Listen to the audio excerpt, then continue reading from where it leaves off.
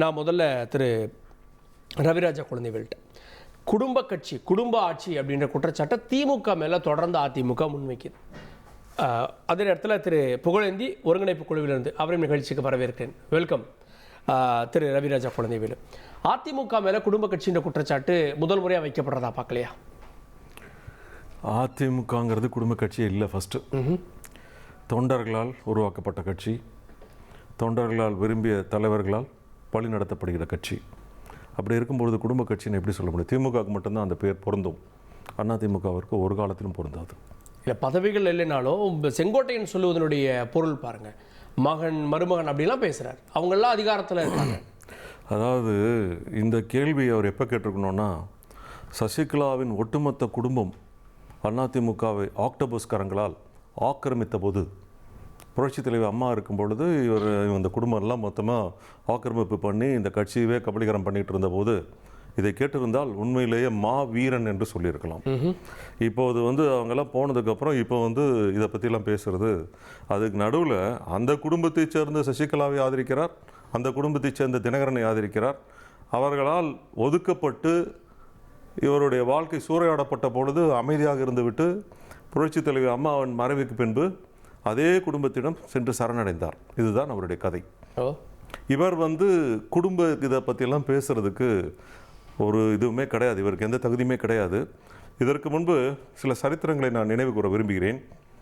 புரட்சி தலைவர் மறைந்த பிறகு 87க்கு பிறகு புரட்சி தலைவர் அம்மா அவர்கள் இந்த கட்சியை எடுத்து நடத்த முற்பட்ட பொழுது என்னுடைய தந்தை ஒரு அப்போ பார்லிமெண்ட் குழு தலைவராக இருக்கார். அண்ணா திராவிட முன்னேற்ற கழகத்தின் பார்லிமெண்ட் குழு லோக்சபாவில் தலைவராக இருக்கார், எதிர்க்கட்சி தலைவராக இருக்கார், பிஎஸ்சி சேர்மனாக இருக்கார்.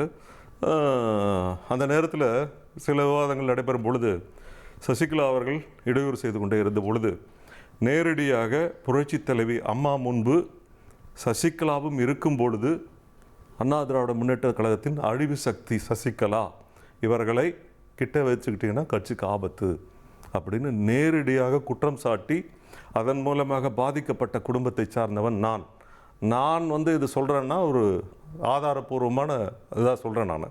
நீங்கள் பேசுகிறீங்கன்னா எல்லாம் தெரிஞ்சுக்கிட்டு தெரியாத மாதிரி கண்ணிருந்தும் குருடர்களாய், காதிருந்தும் செவிடர்களாய், வாயிருந்தும் ஊமையாய் இருந்துவிட்டு இன்று சுயநலத்திற்காக வார்த்தைகளை மாற்றி பிரயோகித்தால் நீங்கள் நல்லவர் வல்லவர் என்று ஆகிவிட முடியுமா? நிச்சயமாக ஆக முடியாது.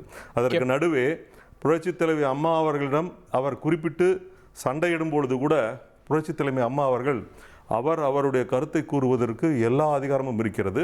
அவர் சொல்லுகிற கருத்தை நான் என்னுடைய இடத்தில் கேட்டுட்டு இருக்கேன், இதில் யாரும் குறுக்கிடக்கூடாது என்று சொல்லி அவரை திருப்பி அனுப்பிவிட்டார். இதற்கு நடுவே நடராஜன் அவர்களும் அங்கே இருந்தார். அவரும் இதை கேட்கும் பொழுது என்னை பார்க்க வந்திருக்கிறார், என்னிடம் கருத்து கூறுகிறார், அவருக்கு எல்லா கருத்து கூறுவதற்கு தகுதி இருக்கிறது, உரிமை இருக்கிறது, நீங்கள் இதில் இடையூறு பண்ணக்கூடாது என்று அவர்களை திருப்பி அனுப்பினார். ஓகே, கேட்போம். திரு நாஞ்சில் கோலப்பட்ட என்ன மாதிரியான குற்றச்சாட்டுகள் இது அதிமுக மேலே வைக்கப்படுவது? அதிமுக தான் இந்த குற்றச்சாட்டை வைக்கும். செங்கோட்டையன் நீக்கப்பட்டதால குடும்ப அரசியல்னு சொல்கிறார் சார். அதாவது அவர் தான் உள்ளே இருந்தார். அண்ணா செங்கோட்டையன் நாங்கள் ஒருங்கிணைப்பாளராக நாங்கள் செயல்பட்டு இருக்கும்போது அந்த குடும்ப அரசியலுக்கெல்லாம் உள்ளுக்கு வரல. ஆனால் இவர் அண்ணன் எடப்பாடி ஆன பிறகு அவங்க பையன் சொல்கிறாங்க. இப்போ நீங்கள் தலைமை கழகத்துக்கு பக்கத்தில் இருக்கிற கடைகளில் எல்லாத்தையும் ஒரு சில ஆட்கள்ட்ட எல்லாம் விசாரிச்சிங்கன்னா சில நேரம் மிதுன் அவரோட பையன் எனக்கு அவர் உள்ளே போய் இருக்கிறது, ஆஃபீஸுக்குள்ளே பார்க்குறது, எல்லா செயல்பாடுகளை பார்க்குறதுக்கு பின்னாடி அவரோட உதவியாளர்கள் போட்டது, ஏற்கனவே அம்மா காலத்தில் இருந்தவங்க நம்ம அண்ணன் ஓபிஎஸ் அவர்கள் இருக்கும்போது இருந்த உதவியாளர்லாம் நிறைய புலம்பியிருக்காங்க. அது எங்கள் காதுக்கெல்லாம் வந்திருக்கு. அண்ணன் ஓபிஎஸ் அவர்களே தீபாவளிக்கு அதுக்கு இதுக்குன்னு கேட்டு இப்போவும் வாங்கிட்டு இருக்கிற சில நபர்களும் உண்டு. அதில் சில விஷயங்களை சொல்லிட்டு போவாங்க. அண்ணா அதெல்லாம் கண்டுக்கிட மாட்டார், போங்க. இன்னொருவருக்கு கிடைக்க வேண்டிய வாய்ப்பை பறித்து ஒரு குடும்பம் இருப்பது குடும்ப அரசியலா?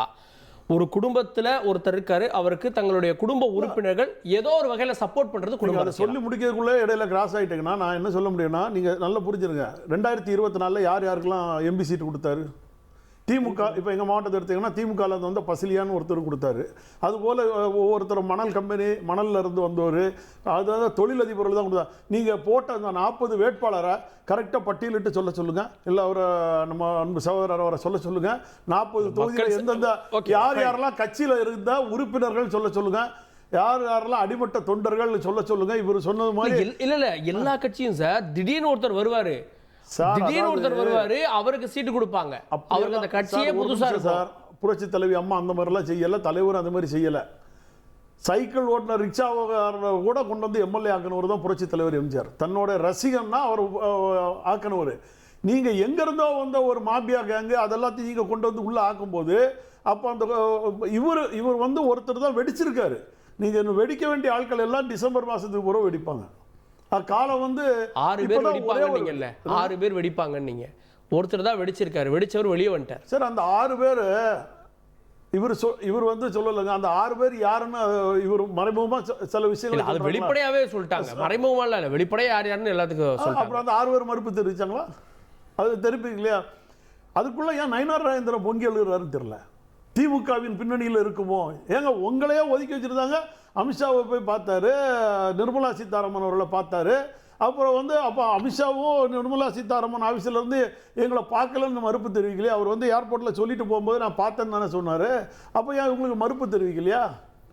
மறுப்பு இல்லை நான் என்ன கேட்குறேன், கட்சி சட்டத்திட்டங்களை பற்றி இவ்வளவு விளக்கமாக பேசக்கூடிய செங்கோட்டையன் ஒரு கட்சியில் இருக்கக்கூடியவர் இன்னொரு கட்சியில் இருக்கக்கூடிய முக்கிய தலைவர்களை சென்று சந்திக்கிறார் என்றால் அதற்கு அனுமதி பெற்று தான் செல்ல வேண்டும். அனுமதி பெற்று சென்றாரா? அனுமதி பெற்று சென்றாரா? முன்னேற்ற கழகத்தில் இருக்கக்கூடிய பிரச்சனைக்கு வேறொரு கட்சியில போய் ஒருத்தர் பஞ்சாயத்து கூப்பிடுறதோ இல்ல போய் அவரை பார்த்து பேசுறதோ அதுக்கு அனுமதி வாங்கணும். அதே மாதிரி கட்சியில இருந்து நீக்கப்பட்ட ஓபிஎஸ்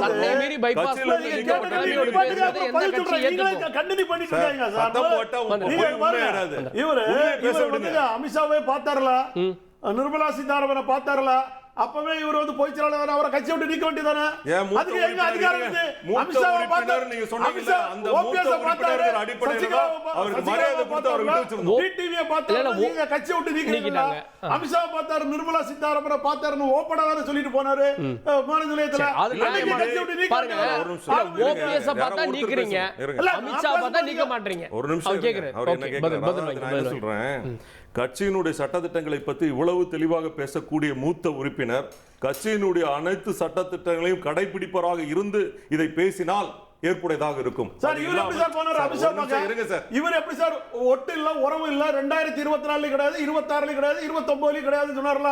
பாஜக ஒரு அரசியல் கட்சி இருங்க, ஒரு அரசியல் கட்சி தன்னுடைய வாக்குறுதி வந்து இது பாருங்க, வாக்குறுதி சொல்லக்கூடாது. கட்சியோடு கூட்டணி வைப்பது எந்த நேரத்திலும் முடிவை மாற்றுவதற்கு எல்லா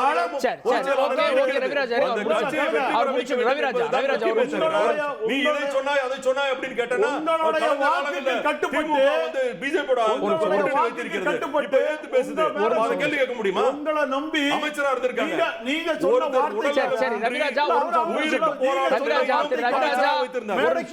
மேடைக்கு மேல இது நான் பேசினார்ல,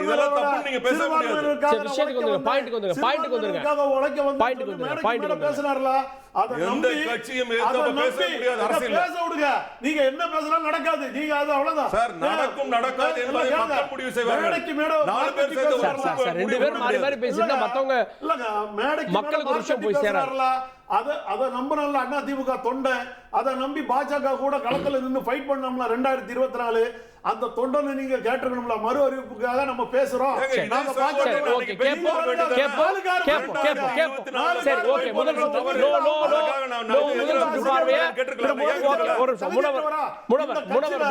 இந்த கட்சியில பொதுச் செயலாளரா யாருமே மனம் திறந்துதான் போயிருக்காங்க, ஓப்பனா தான் போயிருக்காங்க. சார் புரட்சி தலைவி அம்மா போறாங்கன்னா அவங்களுக்கு முன்னாடி அவங்க சேர் போகும், நல்ல புரிஞ்சுக்க, சேர் இருக்கை போகும் டெல்லிக்கு. இங்க 4 கார் மாதிரி போறாங்க. என்ன சார்